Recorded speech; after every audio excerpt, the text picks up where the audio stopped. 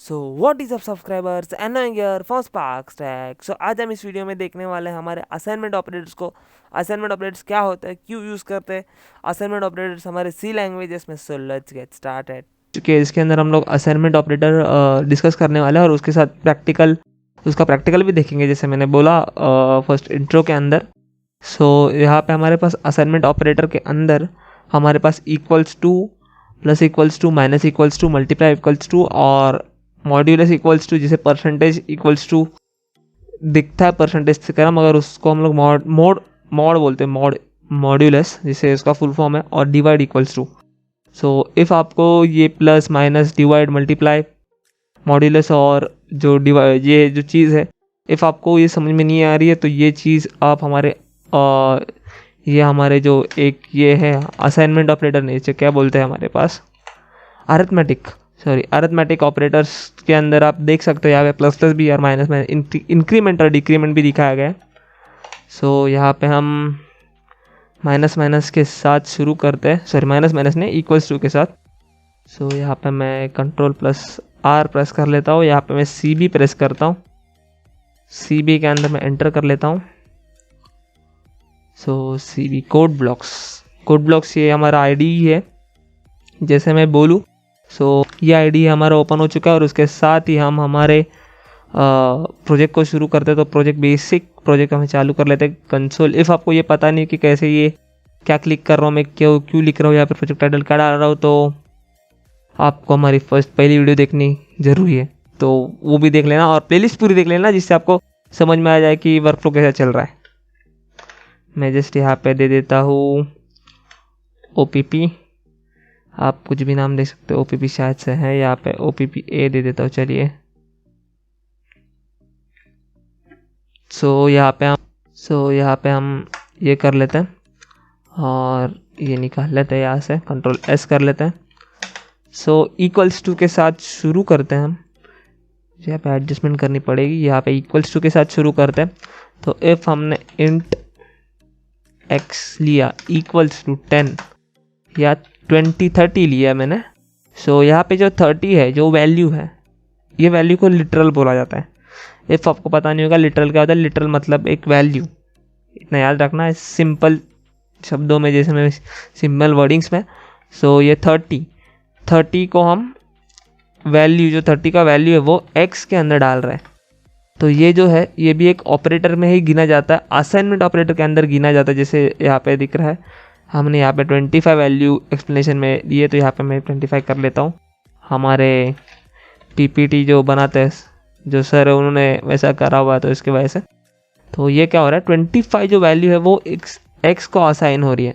मतलब अभी जब भी आपको 25 वैल्यू चाहिए होगी तो आप x को यूज़ कर सकते हो। ठीक है, इतना समझ गया। सो यहाँ पे हम इतना समझ गया, आपको 25 हमने कर दी। उसके साथ ही अभी हम प्लस इक्वल्स टू के तरफ बढ़ेंगे। सो मैं यहाँ पे printf लिख लेता हूँ, PRINT printf। सो इसकी अगली वीडियो शायद से हम इसके ऊपर बनाए, मैं आपको बोल देता हूँ कि VS कोड के ऊपर बनाए, क्योंकि कोड ब्लॉक्स थोड़ा सा मतलब सजेशंस में थोड़ा सा लैग करता है ये चीज़, जिस तरह से हमें विजुअल स्टूडियो कोड में मिलता है। इफ़ आपको VS कोड नहीं पता होगा तो आप हमारे इंस्टॉलेशन वाली वीडियो देख लीजिए, वहाँ से इंस्टॉल करना सीख लेंगे आप, और वहाँ से उसके बाद हम उसका कोड रनर और वो जो एक्सटेंशन है वो डाल के हम लोग टेस्ट करेंगे। जस्ट 1-2 वीडियोज़ के लिए देखेंगे, क्योंकि वो बिगनर्स के लिए नहीं होता है, वो एक इंटरमीडिएट और प्रोफेशनल लेवल पे जो यूज़ करते हैं, मतलब C#, C++ इसे करना होता है उसके लिए। सो यहाँ पे मैंने printf लिख लिया, यहाँ पे printf के साथ मैं लिख लेता हूँ, यहाँ पे एक स्ट्रिंग मैंने जैसे बना दी, यहाँ पे मैं लिख देता हूँ प्लस इक्वल्स टू। सो मुझे क्या करना है, अभी x की जो वैल्यू है, मुझे पहले यहाँ पे x की वैल्यू मैं आपको दिखा देता हूँ, x इक्वल्स टू, ठीक है, ये स्ट्रिंग लिखी हुई है, यहाँ पे मैं %d लिख देता हूँ, यहाँ पे कॉमा करके x लिख देता हूँ, ठीक है। कंट्रोल S करने के बाद मैं यहाँ से बिल्ट एंड रन कर देता हूँ। 25 वैल्यू आ चुकी है। मैं यहाँ पे शॉर्टकट्स यूज़ नहीं कर रहा, आप ये शॉर्टकट्स यूज़ करते हो, कंट्रोल F9 और कंट्रोल F10 यूज़ कर सकते हो, मगर ऐसा पाया कि मैंने यूज़ किया तो मेरा जो वीडियो रिकॉर्डर है जो उससे मैं वीडियो रिकॉर्ड करता हूँ उसका शॉर्टकट भी वही है, वो वीडियो स्टॉप कर देता है। इसके लिए मैं शॉर्टकट नहीं यूज़ कर रहा, तो आप ये शॉर्टकट यूज़ कर लेना है बिल्ड के अंदर कंट्रोल F9 और कंट्रोल F10 रन के लिए या बिल्ड एंड रन के लिए F9।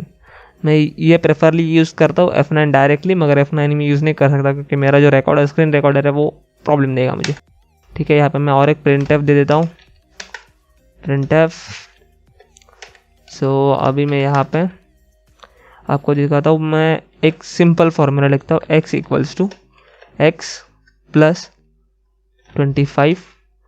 ठीक है, तो मुझे क्या करना पड़ेगा कि यहाँ पे मैं ऐसा कर सकता हूँ। ठीक है, x equals to x plus 25। ठीक है, 25 कितना होता है 50 हो जाता है। ठीक है, और उसके बाद मैंने प्रिंट यहाँ पे प्रिंट भी क्या रहा है एंटी प्रिंट एफ, और यहाँ पे मैं डबल कोट्स के अंदर x इक्वल्स टू %d दे के मैं आपको यहाँ पे मुझे यहाँ पे स्लैश एन देना पड़ेगा। मेरे को भी याद है, स्लैश एन देना बहुत ज़रूरी होता है क्योंकि आप एक एप्लीकेशन डिज़ाइन कर रहे होंगे तो ये याद रखना स्लैश एन न्यू लाइन के लिए यूज़ होता है। यहाँ पे मैं स्लैश एन दे देता हूँ, फिर कॉमा करके x को प्रिंट कर लेता हूँ। ठीक है, और मैं यहाँ पे बिल्ड रन कर लेता हूँ। तो x का ये वैल्यू आ रहा है हमारे वेरिएबल से। ठीक है, ये वेरिएबल नहीं, ये चीज़ हमारी स्ट्रिंग है, एक टाइप की स्ट्रिंग है।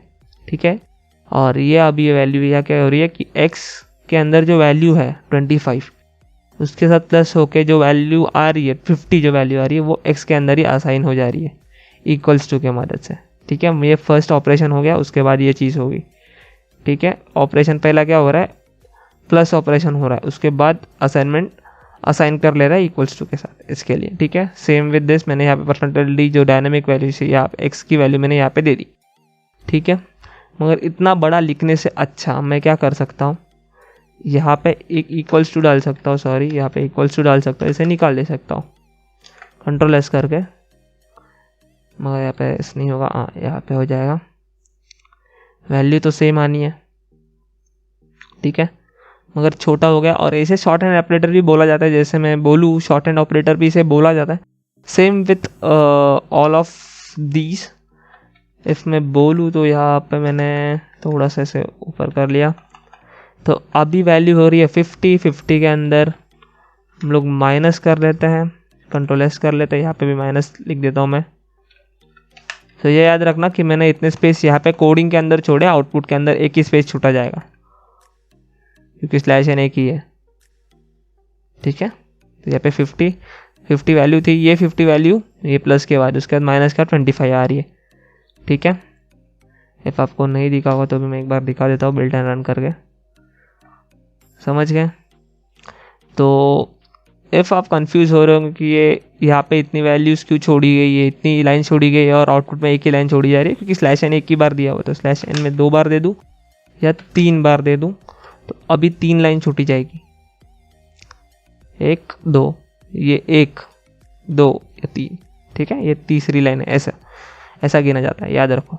ठीक है, उसके बाद सेम विथ मैं इफ़ इसे कॉपी कर लूँ, मैं इसे नहीं इसे कॉपी कर लेता हूँ क्योंकि स्लैश एन की भी ज़रूरत है यहाँ पे, तो यहाँ पे 2 बार स्लैश एन दे देता हूँ।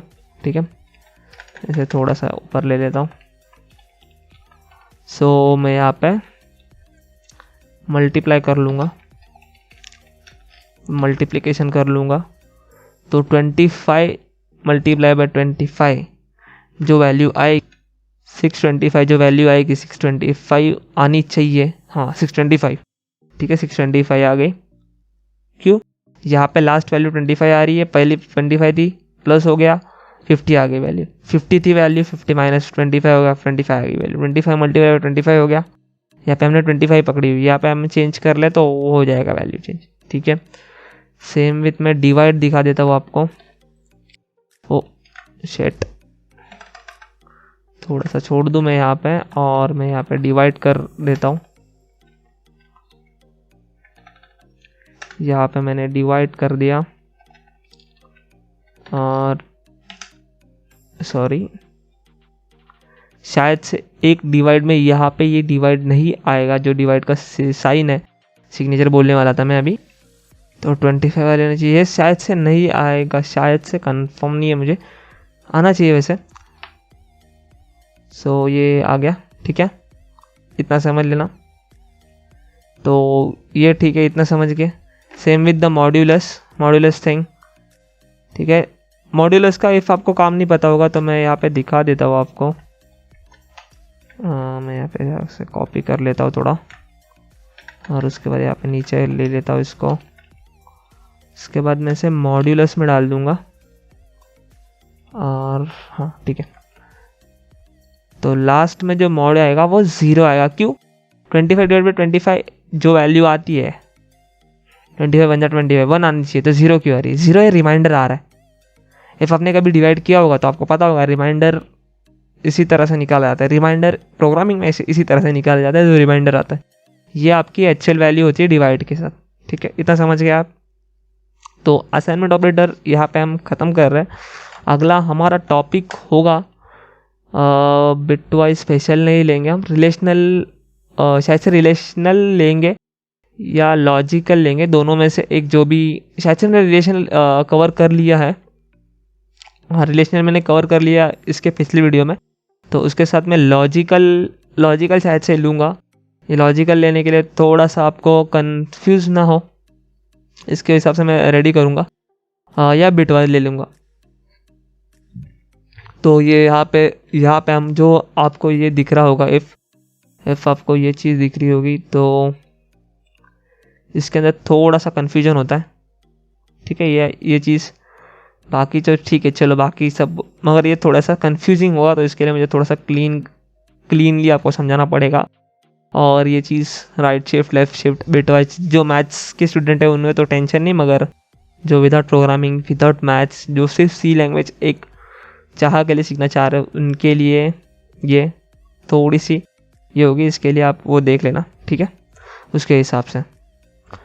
So thank you for watching this video. मैं चला आपके लिए नई वीडियो बनाने, और उसके साथ ही आपको हमारी एंड स्क्रीन दिख रही होगी अभी हमारे स्क्रीन के ऊपर, तो ये दोनों हम आपको दिख रहा है बीच में। आप चैनल को सब्सक्राइब कर सकते हो, और जो राइट में या लेफ्ट में जो प्लेलिस्ट आ रही है वो सी की प्लेलिस्ट है, और जो प्रीवियस वीडियो आपको यहाँ पे दिख जाएगी। तो दोनों में से एक आपको जो चाहिए, आप इफ़ चाहिए तो आप ये भी देख सकते हो और ये भी देख सकते हो। इफ़ आपको ये समझ में नहीं आया तो एक बार ये वीडियो रिपीट देख लीजिए। Thank you for watching this video.